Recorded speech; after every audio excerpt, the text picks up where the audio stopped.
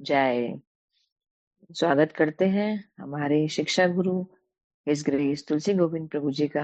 प्रभु जी, आप हमारा और आगे मार्गदर्शन करिए कि किस तरह से जो भगवान कृष्ण है वो अर्जुन के माध्यम से हमें और क्या शिक्षा देना चाह रहे हैं। श्री प्रभुपाद की जय। प्रभु जी, आप स्टार्ट कर सकते हैं। हरे कृष्णा। हरे कृष्णा प्रभु जी। थैंक यू माता जी। वांछा कल्पतरुभ्यश्च कृपा सिंधुभ्येव च पतितानां पावनेभ्यो वैष्णवेभ्यो नमो नमः। अनंत कोटि वैष्णव की जय। मुझे अभी बताया गया कि 252 एंड 53 चैप्टर 2। तो कोई डिस्प्ले करेगा हिंदी भगवत गीता है या प्रभु जी आप कर लीजिए ना। कि मैं देखता हूँ, मेरे को शेयरिंग राइट दीजिए, मैं देखता हूँ यहाँ पे है कि नहीं। तो इंग्लिश भगवत गीता है तो मेरे पास हिंदी में सामने खुला नहीं है, फिर भी चैप्टर 2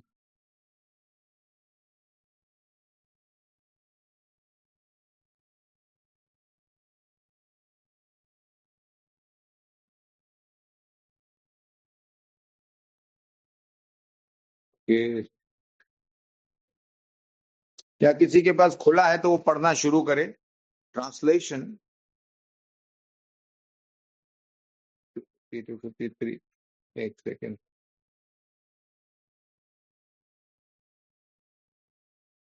मेरे पास इंग्लिश में मैं खोल रहा हूँ, शेयर करता हूँ जब तक। ठीक है।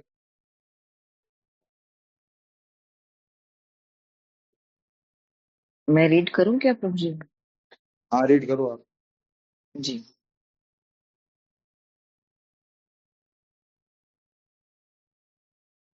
श्रीमद् भगवद गीता अध्याय 2 श्लोका नंबर 52।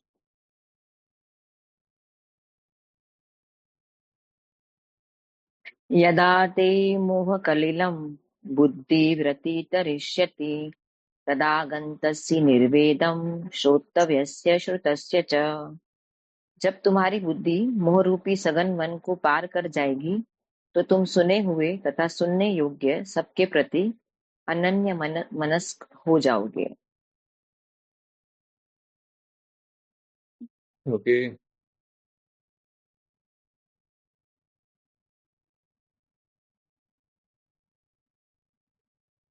प्रभुपाद से तात्पर्य में यहाँ पे बहुत अच्छा लिखते हैं। क्या माधवेंद्र पुरी का एग्जाम्पल देते हुए, संध्या वंदनम भद्रम अस्तु भवतो भो स्नान तुभ्यम नमो भो देवा पितरस्य तर्पण बुधौ नाहम शमः शम्यताम यत्र क्वापि निषिध्य यादव कुलोत्तमस्य कंस दिशः स्मारम स्मारम अगम हरामि तत् अलम मन्ये किम अन्येन में। O my prayers 3 times a day, all glory to you, O bathing. I offer my obeisance to you, O demigods. Father, please excuse me for my inability to talk. ये सिंपल है, ज्यादा इसको नहीं पढ़ूंगा मैं। इस श्लोक में कृष्णा ये कहते हैं कि जो लोग सनातन धर्म में होते हुए भी, मतलब जिसको हिंदू बोलते हैं, और सब वैदिक रिचुअल्स को फॉलो करते हैं, कर्म कांड स्पेशली जो वेदों में दिया गया है, वो उसमें फंसे हुए रहते हैं, उससे बाहर नहीं निकल पाते हैं। और अगर कोई उसको मायावाद में ले जाए तो वो अलग स्टोरी हो जाती है। फिर वो रिचुअल बंद कर देते हैं मायावाद में घुसने के बाद भी। ये बहु ईश्वरवाद मेन होता है उसमें। तो लेकिन जब विशेष कृपा होती है, भगवान की अनुग्रह होता है उनकी सुकृतियों के कारण, चाहे पिछले जन्म की हो या इस जन्म की, साधु संग, सुकृति मतलब मेन साधु संग से होता है। उन्होंने कोई भी साधु संग किया हो, कोई सुकृति हो अर्जित उनके खाते में, पुण्य अलग होता है, मटेरियल पुण्य क्या, लेकिन जो सुकृतियां साधु संग में रह करके भगवान के लिए या उनके भक्तों के लिए कुछ भी किया हुआ जाने अनजाने में भी, वो सुकृति खाते में चला जाता है। वो सुकृति खाते में अगर कोई उसका होगा स्पिरिचुअल पुण्य, आध्यात्मिक पुण्य, तो उसको फिर से जहां तक भी उसने ये अज्ञात सुकृति या ज्ञात सुकृति अर्जित की हो, वहां से उसको आगे प्रारंभ करने का मनुष्य जीवन में मौका मिलता है। इवन पशु जीवन में भी कुछ कुछ पशु भी साधु संग करते हैं, उच्चिष्ट प्रसाद पाते हैं एंड ऑल दैट।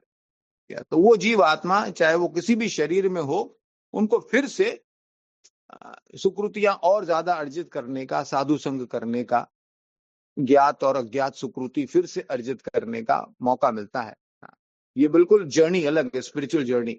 जीवात्मा की मटेरियल जर्नी भी होती है 84 लाख योनियों से, लेकिन स्पिरिचुअल जर्नी होती है। तो वो जब मिलता है और उनके ऊपर कृपा होती है, कोई उसको मार्गदर्शक गुरु, फिर शिक्षा गुरु बन करके कृष्ण उनकी सहायता करते हैं, फिर वो दीक्षा गुरु बन के भी उनको दीक्षा देते हैं। तो ये धीरे धीरे इस रिचुअल से वैदिक कर्म कांड के बाहर निकाला। आजकल हम देख रहे हैं अलग अलग धर्म हो गए, लेकिन पहले भी ऐसा होता था, सब सनातन धर्म में ही थे, परंतु इस प्रकार कर्म कांड में अपने आप को ब्राह्मण कहने वाले भी तथा कथित कर्मकांडी ब्राह्मण भी ऐसा करते थे, फंसे हुए रहते थे और दूसरों को भी उसमें बांध के रखते थे। लेकिन उनकी सुकृतों के कारण साधु संग और जब मिलता है तब उनको ये उनकी बुद्धि जो है सत बुद्धि हो जाती है। फिर वो धीरे धीरे उस डिल्यूजन से, उस इल्यूजन से बाहर निकलता है, उस भ्रम से। नहीं तो पता ही नहीं चलता उनको। हम अपने जीवन में भी देख ले, हम इस तरह फंसे हुए थे, हमें पता ही नहीं था आध्यात्मिक जीवन क्या होता है, वैष्णवों का जीवन कैसा होता है। हम खाली वैष्णव शब्द जानते थे, या यहाँ तक कि वैष्णव देवी, परम वैष्णव शिव जी और बड़े बड़े देवता सब वैष्णव हैं, उनकी पूजा करके भी हमें ये नहीं मालूम होता था कि वैष्णविज्म क्या है, विष्णु भक्ति, कृष्ण भक्ति क्या है, वो कैसे अलग है। हाँ, वो कैसे वेदों में बातें जो है गुह्य रूप से छिपी हुई हैं। गीता का अध्ययन करने के बाद भी कई लोगों को समझ में नहीं आता है। भागवतम सुनने के बाद भी ठीक से समझ में नहीं आता है, या उसको भी कर्मकांड वे से समझते हैं, या निराकारवाद से, या कोई भी उसको समझने का प्रयास करते हैं। तो विशेष कृपा जैसे हम पर हुई है, सब पर हो रही है, या चैतन्य महाप्रभु ये जो कृपा की है, उसके बाद पूरी परंपरा के माध्यम से जो हम जुड़े हुए हैं, क्या ये सौभाग्य हमारा जो है। और हमको हमको क्यों चुना गया है, हमको क्यों ये कि मिल रहा है। ये कोई ऐसा नहीं कि हमने कोई पुण्य कर्म किया है या कर्म कांड किया है, उसका हमें पुण्य मिला है, हम उसको एंजॉय करेंगे, चाहे इस पृथ्वी लोक के ऊपर, भूलोक के ऊपर, या स्वर्गलोक में जाके एंजॉय करें। नहीं नहीं, ये उसके लिए नहीं। ये जो सुकृतियों के कारण जो हमें कृष्ण भक्ति, विष्णु भक्ति आध्यात्मिक जीवन में मिला है, जिस जहां से हम मटीरियल लाइफ से धीरे धीरे मुक्त होते जा रहे हैं, वो इसलिए मिला है ताकि हम भगवान की सेवा प्रचार के रूप में कर सके, दूसरों को भी हम वो जीवन कर सके, वो चेतना प्रदान कर सके। बस यही सबसे बड़ी सेवा है इसमें। इसमें एक भौतिक सेवा बिल्कुल ही नहीं है। दूसरों को लगेगा हम भी वही कर रहे हैं, पर ये बिल्कुल आध्यात्मिक चेतना से किया जाता है।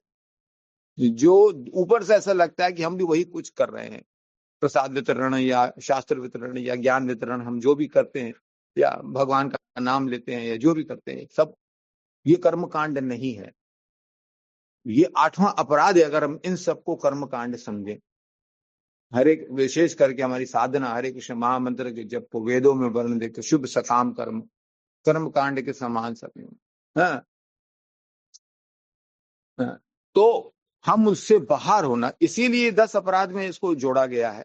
हाँ, जो आध्यात्मिक जीवन हरि नाम के माध्यम से कलयुग में व्यतीत कर रहे हैं, साधु संघ से, साधु संघ में रह करके, दीक्षा लेकर, शिक्षा लेकर के, उन्हें इन सब से बाहर निकलना होगा, नहीं तो ये अपराध माने जाते हैं। क्या तो कभी कभी हम भी 10 साल हो गए, 20 साल हो गए, जब कर रहे हैं, दीक्षा ले ली हमने, सब कुछ हो गया, ब्राह्मण दीक्षा भी ले ली हमने, फिर भी हम उसमें फंसे हुए रहते हैं। और हमें एक भय सा होता है, या एक दुविधा भी होती है कि हम इससे बाहर कैसे निकलें, या इसको हम गलत कैसे समझें। क्या तो हमें समझना होगा। एक बार प्रभुपाद कहते हैं, ये जो श्लोक है माधवेंद्र पुरी का, कि वो सबसे माफी मांग रहे हैं। क्या क्या कि ये जो मेरे को 3 समय की संध्या बंदन है, और इस तीर्थ में जाके स्नान करना, अपने पूर्वजों को तर्पण करना जो है, श्राद्ध वगैरह, ये सब जो है ना, हम इनसे दूर निकलना चाहते हैं। हमें क्षमा करे, हमारे पास अभी समय नहीं है। कृष्ण भक्ति ने हमारे पूरा समय ले लिया है। ये क्षमा मांग रहे हैं कि ये होना चाहिए पर हम नहीं कर पा रहे हैं। और यथा तरोर्मूल निषेचनेन,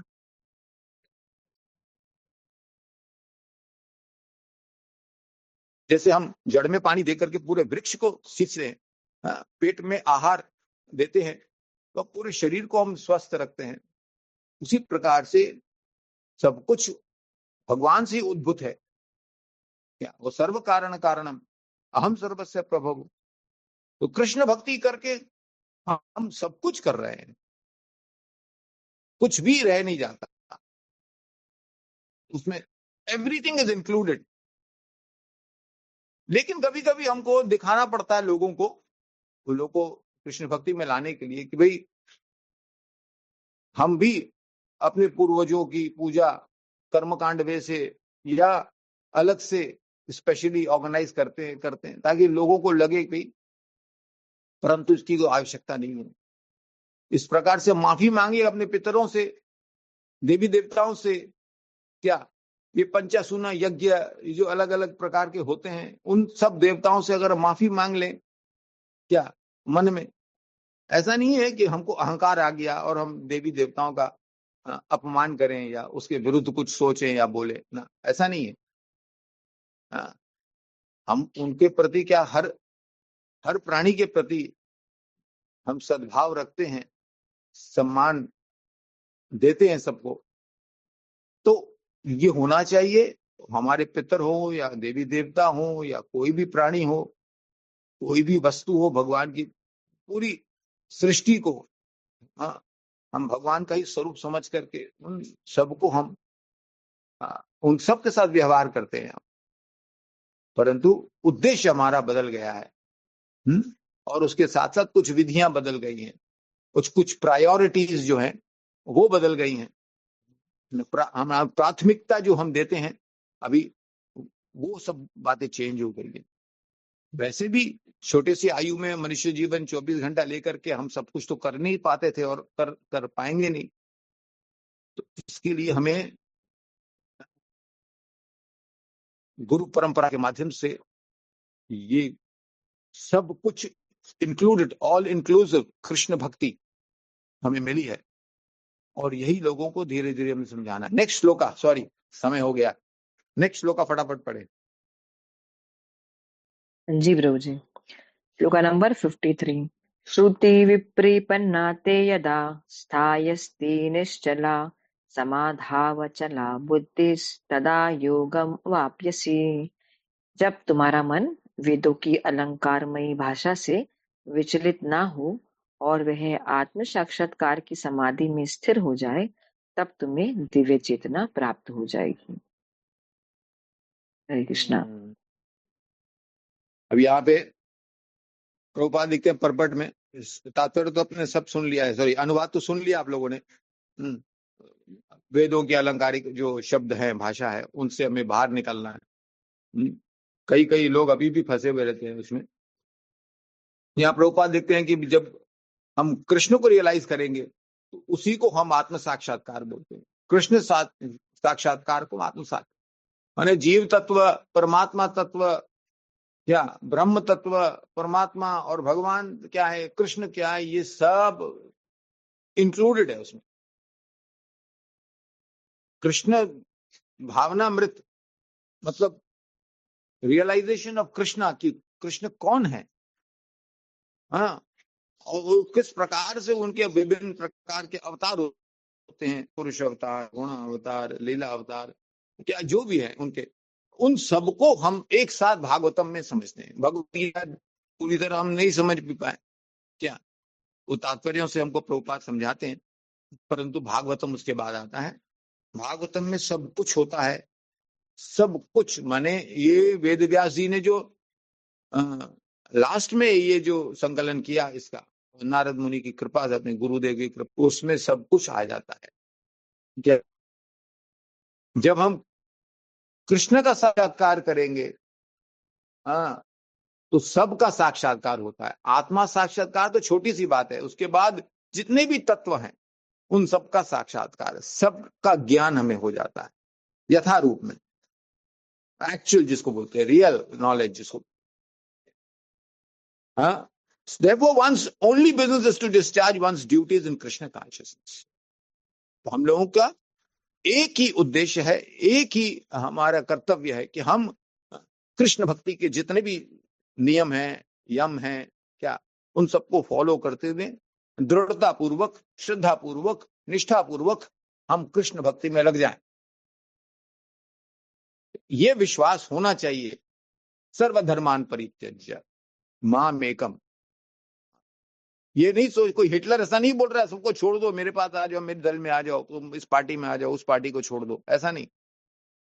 कृष्ण कहते हैं कि यहां पे आ जाओ, सब उसमें तुम्हें मिलेगा। सर्वधर्मान मतलब कृष्ण भक्ति का जो धर्म है, क्या वो सर्वोच्च है, और उसमें आने से आप बाकी जितनी भी ड्यूटीज अपने आप स्वतः पूरी हो जाती है, स्वतः पूरी हो जाती है। और कृष्ण भक्ति के यम नियम को फॉलो करके अगर आप देखेंगे तो उसमें आपको प्रैक्टिकली दिखेगा कि हम बाकी सब भी कार्य कर रहे हैं।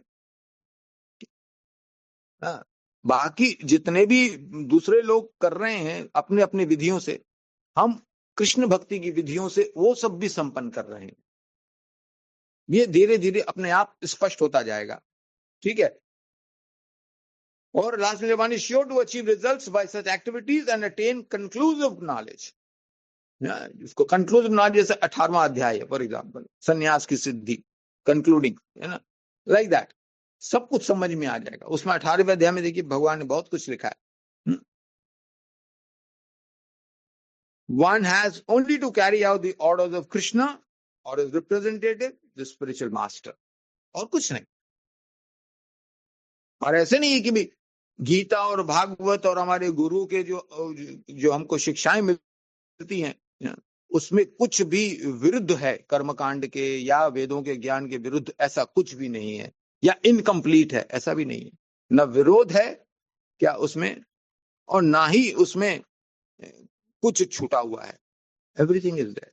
बस यही है कि भगवान जैसे कहते हैं, जब हमारी बुद्धि इसको पार कर जाएगी तब हमें समझ में आएगा। तब तक हमें एक स्टूडेंट की तरह क्या हमें समझना होगा। तो भगवान कहते हैं ना, when your intelligence has passed out of the dense forest of delusion you shall become indifferent to all that has been heard and all that is to be heard. ठीक है, मैं यहाँ रुक जाता हूँ, किसी को कुछ बोलना है, सॉरी, मुझे मालूम नहीं था, अदरवाइज क्या शायद कुछ और टॉपिक में इसमें इंक्लूड करता था। हरे कृष्ण। अरे भूल प्रभु जी, नहीं प्रभु जी, आपने बहुत अच्छे से एक्सप्लेन कर दिया कि हम लोग किस तरह से कर्म कांड में फंसे हुए थे और कृष्ण भक्ति हमको कैसे वहां से बाहर निकालती है, और हम आध्यात्मिक सुकृतियों को किस प्रकार इकट्ठा करके और आगे जा सकते हैं। बहुत सुंदर प्रभु जी। वैसे हम लोग प्रभु जी कुछ भी नहीं करते हैं, हम लोग कोई वैदिक कर्म कांड अच्छे से फॉलो भी नहीं करते हैं। हमको सिर्फ ये पता रहता है कि कोई देवी देवता हमको क्या दे सकता है, हम सिर्फ मांगने के लिए उनके पास चले जाते थे। और हमारे सारे जितने भी पूजा अर्चना होती थी वो सिर्फ मांग के ऊपर डिपेंड करती थी। तो प्रभु जी जैसे कि आज शिवरात्रि है, तो हम लोग सब शिव जी की इसीलिए आराधना करते थे कि शिव जी बहुत भोले हैं, हमारी कोई भी मटेरियल कोई इच्छा है उसको वो पूरा करते हैं।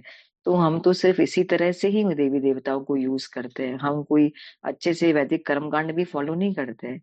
तो फिर प्रभु जी आज जैसे ये शिवरात्रि है, तो ऐसे ही अगर हम लोग इस तरह की छोटी छोटी पूजा अर्चनाएं अपने लालच के लिए किया करते थे, तो अब भक्ति में आने के बाद हमें क्या करना चाहिए, थोड़ा सा उसके ऊपर अगर बताएंगे तो। अ, ये प्रश्न है मेरा एक्चुअली, कि अब हमको अब क्या करना चाहिए अगर हम भक्ति में जुड़ गए हैं तो। गुड क्वेश्चन, बहुत अच्छा प्रश्न है आपका। क्या करना चाहिए? मैंने कहा लोक विचार भी कुछ होता है ना, हम लोगों के साथ, अपने रिश्तेदारों के साथ, दोस्तों के साथ, पड़ोसियों के साथ रहते हैं, उनको हम प्रचार कर रहे हैं और हम सोचते हैं कि हम अलग हैं, आप लोग अलग हो। तो जैसे इस्लाम हो गया, वो हो गया, वैसे क्या? नहीं नहीं नहीं, हम ऐसा नहीं है, हम उनके साथ ही हैं। जैसे हम आगे थोड़ा बढ़ गए हैं, हाँ, उनको भी आगे बढ़ाना है हमें। हाँ, तो आज जैसे कि शिवरात्रि है, तो हमें शिवरात्रि में बहुत ज्यादा समय नहीं देना है, परंतु जो भी हम 5, 10, 15 मिनट के लिए उन लोगों का संग करेंगे, क्या, तो हम शिव जी के पास जब प्रणाम करके या उसे जल चढ़ाएंगे या दूध चढ़ाएंगे, क्या, तो एक ही हमारी होगी, सुना, कि हमें कृष्ण भक्ति दो। आप जैसा परम वैष्णव क्या हमें शुद्ध भक्त बना सकता है? क्या, हमें और कुछ नहीं चाहिए आपसे। क्या, आपके इष्ट देव मेरे इष्ट देव बन जाएं, लाइक दैट। आप कृष्ण भक्त हो, आप विष्णु भक्ति करते हैं, तो हमें भी वो प्रदान कीजिए। हम और कुछ उससे न मांगे, सबके पास जाएं हम, शिवरात्रि हो या गणपति हो, क्या गणेश चतुर्थी और ये जितने भी आते हैं, हम सबके पास जाएं, सबसे केवल कृष्ण मांगे, कृष्ण भक्ति मांगे, कृष्ण सेवा मांगे, या, और बाकी सब कुछ अगर मांगना है तो केवल कृष्ण से मांगे। ये फॉर्मूला याद रखें आप। तो उसमें हरि वो बोल। लोग, हाँ, और वो लोग भी जो आपके दोस्त हैं, पड़ोसी हैं, रिश्तेदार हैं, बहुत प्रसन्न होंगे आपसे, और धीरे धीरे वो भी ऐसा करना सीखेंगे।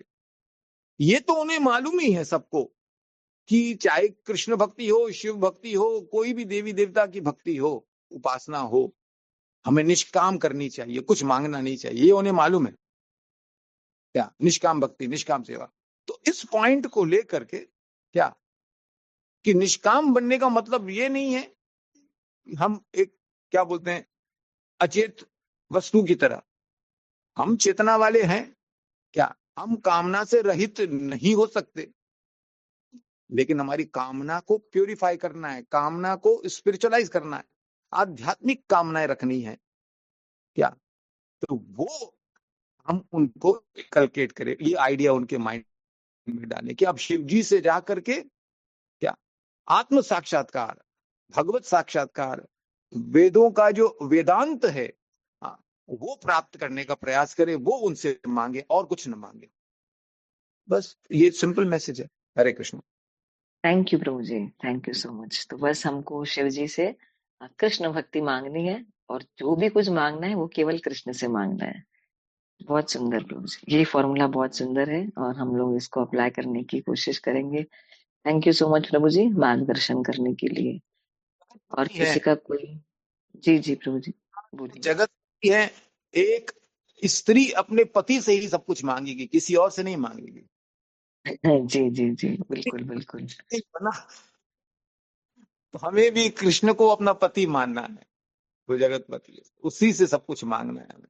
हरे कृष्ण। जी बिल्कुल। प्रभु जी आपकी लाइन इस श्लोका के ऊपर जा रही है, वो मति और सती वाला है ना। यहाँ पर है ना, जब तुम्हारी बुद्धि मोह रूपी सघन वन को पार कर जाएगी, तो हमारी मति जो है, बुद्धि जो है, उसको हमेशा सती होना चाहिए, उसको केवल भगवान के लिए ही कार्य करना चाहिए और कुछ नहीं, और इसको और कुछ भी नहीं सोचना चाहिए। तो हमें सब कुछ हमारे भगवान श्री कृष्ण से ही मांगना चाहिए। बहुत सुंदर। हरि बोल। किसी और का कोई प्रश्न है तो कर सकते हैं, वरना चैट बॉक्स देखते हैं। काम सर्व काम मोक्ष कामोदार्दी तीव्रेण भक्ति योगेन योगेन यजते वो पुरुषं परम पुरुष, परम। और हम सब स्त्री हैं। हरे कृष्णा। जी जी, बिल्कुल बिल्कुल।